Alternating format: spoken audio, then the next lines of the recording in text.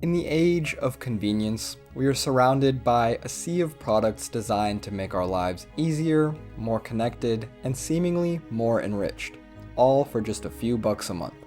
Instant access with seemingly no strings attached. But what if I were to tell you that this was all a deliberate ploy to lure you into toxic long-term relationships with massive corporations? The rise of subscriptions has been at the forefront of technology for much of the past decade. Companies like Netflix or Spotify have paved the way for access to vast resources for a mere few dollars a month.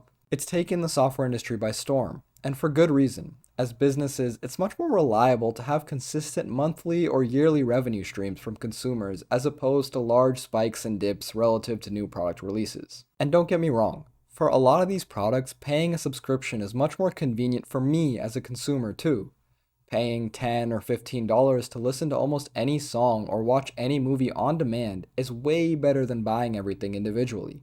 But the core problem, particularly with digital assets, lies in ownership. Companies don't just want you to buy their products anymore. They want to control your access to them. The traditional concept of ownership is being replaced by a model where you never truly own anything. Instead, you are perpetually leasing, subscribing, or updating. A frustrating example is Adobe's Creative Cloud subscription service, which shifted from the old model of buying software like Photoshop outright and owning it.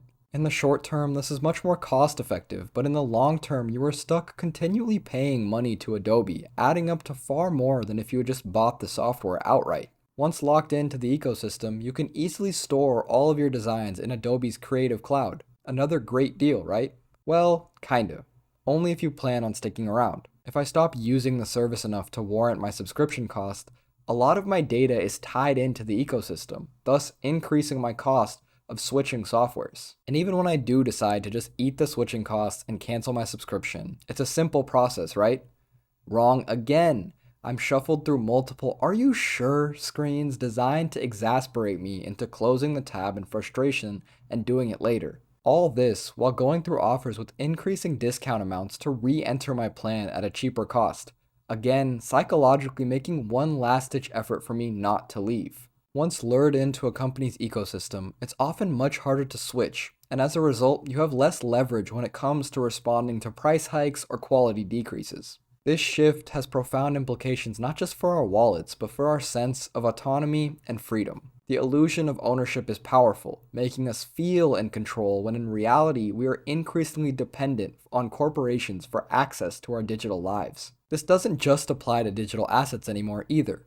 Car brands like Tesla or Mercedes-Benz have started to use intricate software systems on their electric vehicles to maintain control over features like full self-driving or additional horsepower, placing them behind a subscription paywall. This, on top of the tens of thousands of dollars you've already paid for the vehicle up front. I mean, for fuck's sake, even Applebee's launched a $200 yearly date pass subscription earlier this year. Again, don't get me wrong, I get this model has its advantages. It allows for continuous improvement of products, quick deployment of updates, and most of the time lowers the barrier of entry for most consumers. However, the costs can be hidden and far-reaching. We're spending far more in the long term being locked into these ecosystems, limiting our ability to use and modify what we purchase. It's not just about money or control either. There are broader societal implications. The decline of true ownership can stifle innovation and creativity. When everything is controlled by a few corporations, the diversity of products and ideas diminish. Independent creators and small businesses find it harder to compete in a market dominated by subscription giants. Most of the time, when we get a deal that just seems too good to be true with a new subscription, it most likely is. I'm not just referring to those shady free trials which lock you into long-term paid plans. It goes deeper than that. Remember MoviePass?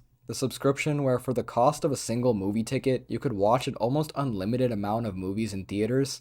The deal was way too good to even make sense, and it was. The founders had spun a story on big data insights paying for this mismatch in value, ultimately just swindling eager investors out of hundreds of millions of dollars. Harmless in the end for the consumer, but the point being is someone had to foot the bill. A more concerning example is Spotify, a deal that even today, in my opinion, is almost too good to be true, and in a way, it is. Spotify has struggled with maintaining profitability in the 18 years since its founding. Now, they have largely been able to dodge crazy price hikes for users, but someone in the system has to bear the brunt of this great deal. And it's artists who are getting paid less than ever for streams, with payouts continually declining despite streaming growth as the company faces pressure to achieve steady profitability. The same can be said for streaming and Netflix, which on the contrary is extremely profitable, but its competitors are not. Disney Plus, Max, Paramount Plus, and others are all burning hundreds of millions of dollars pulling their content from Netflix and trying to make their own streaming services. And now, to turn a profit, they are all slowly moving back to bundles and price hikes, almost coming full circle back to cable, a stark contrast from the amazing deal we were promised originally. It's a form of bait and switch, where we as consumers get hooked on a product at an insanely good price, and then slowly the prices increase or the value gets worse until we are right back to reality or worse off than before. But this time with the higher switching cost due to our now long-term investment in this toxic relationship. In the end, be mindful of the deceptive nature of subscriptions. If something seems like a great deal today, consider whose expense it's coming at. Are you, as a user, merely being subsidized into a dependent relationship with this company? Or are suppliers you care about behind the scenes being forced to take less and less for their services? Is it really a good deal in the long run, or should you try and opt for a higher initial cost of owning what you care about? Ultimately, there is no right answer, and it's up for you to consider all of these factors and make your own decisions. All that being said though, if you enjoyed, I would really appreciate you subscribing. It's free and you can unsubscribe whenever you want. So if you found anything of value hearing me ramble, please like and subscribe because it really does help the channel a lot. Thank you. Thanks so much for watching. If you're new here, click on Homer's beautiful face to subscribe. I make new videos every Friday. Click on the last video if you missed it, and I hope you have a beautiful day.